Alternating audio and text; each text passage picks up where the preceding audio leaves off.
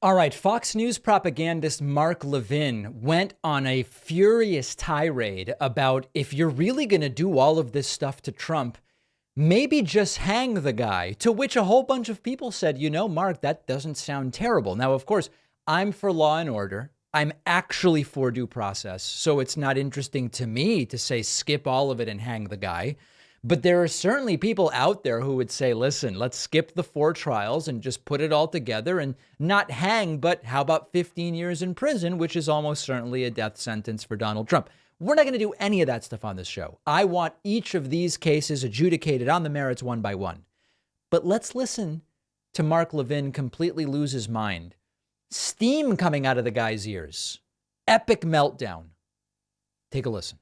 Here's the crap indictment that all the legal analysts says this is where the problem is, right here. Not if we're a republic with a true rule of law. That's crap. Then we have, here's another one.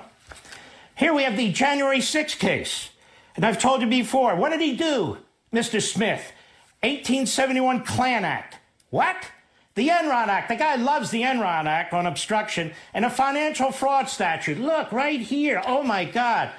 Crap, Mr. Smith goes to Washington. And for people who are only listening, a big part of the visual interest here is that Levin has the different indictments, I guess. Like, we don't know what's on these pages, but he's got stacks of paper that he's holding up. And Mr. Smith blows up the place. You know what this is? 100 pages of bull. I could take one section out of here. Let me ask you a question. Are you allowed to challenge a campaign in open and challenge its legitimacy? According to her, no. So put RICO aside. Wrong. Wrong. Quite literally incorrect. Trump is not being indicted because he believed he won or used legal means to challenge the election results. This guy's lying. He can yell as much as he wants, but that's not true. Every other charge aside, she just charged somebody with a felony under state law for exercising their federal First Amendment free speech right. Incorrect. In the indictments, it says that he is lying. That's part of this.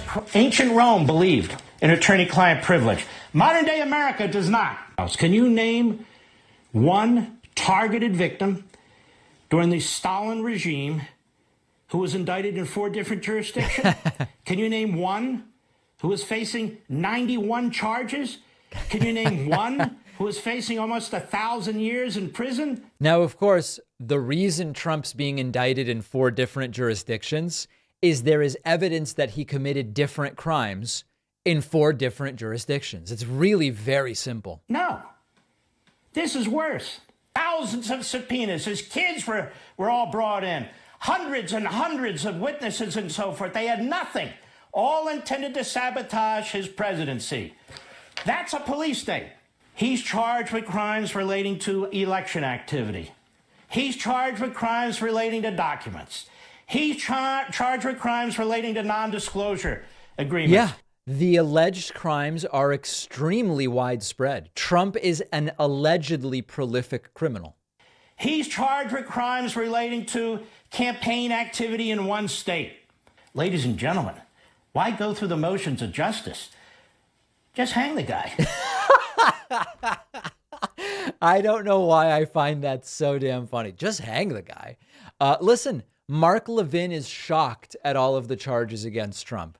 I'm shocked too. I mean, it's incredible the amount of alleged criminality that one guy and his inner circle were able to get up to in a relatively short amount of time. The reason for the multiple indictments is alleged criminality in multiple jurisdictions.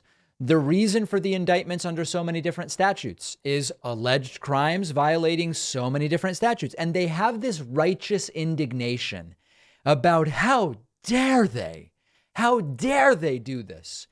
And to some degree, do we really believe Mark Levin is this angry? Like, what I mean is, I'm sure on a personal level, he thinks the charges are wrong or whatever, but these guys act enraged to make their viewers enraged. And this is what, it's sort of like, if you as the host are really upset as well, great. But if you can just pretend, that's good too, because they traffic in anger and fear as a currency. Anger about what they're doing to Trump, and fear that they might do it to you. I have a clip. I was going to use it, then I didn't use it. Maybe we'll look at it tomorrow. It was somebody on Fox making the case that they might go after random Trump supporters next. They're just going to go after random Trump. Well, that's ridiculous. If you rioted on January 6th, you're being prosecuted if they found you, if there's evidence. But the idea that they're just going to go, oh, you voted for Trump, let's find charges against you. It's fear mongering. And so it's anger and it is fear.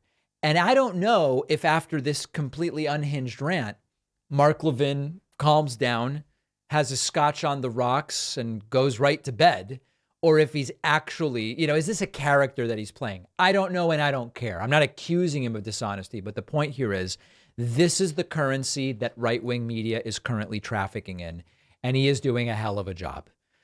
Send me your thoughts. Curious to hear what you think about whether Levin is genuine in his anger.